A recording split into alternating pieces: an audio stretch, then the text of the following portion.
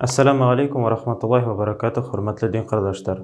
Был дөньяла яшәгәндә үзебезнең тугандарыбыз, якындарыбыз, күршеләребез кайсы сакта авыр хәл вакыйгаларга тарыуы ихтимал.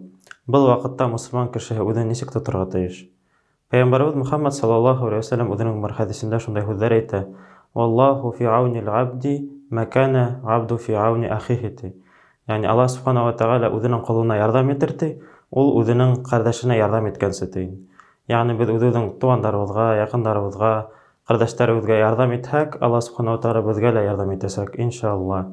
Тагы да икенче хәдисендә шундай сүзләр әйткерелә: "Кем дә кем ди, был дөньяла үзенең кардәшенең авырлыгын еңеләйтһә ди, Аллаһ субхана ва тәгалә икенче дөньяла ди, уга ди еңеләйтер ди. Ягъни хисапты еңеләйтер ди, хисапты еңел бирү булыр ди."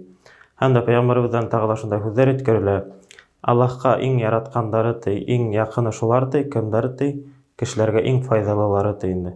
Шуга да Аллаһ субхана ва тәгалә безне кешеләргә, үзебезнең эргәлә тугандарыбызга файдалылардан итһә ине. Амин.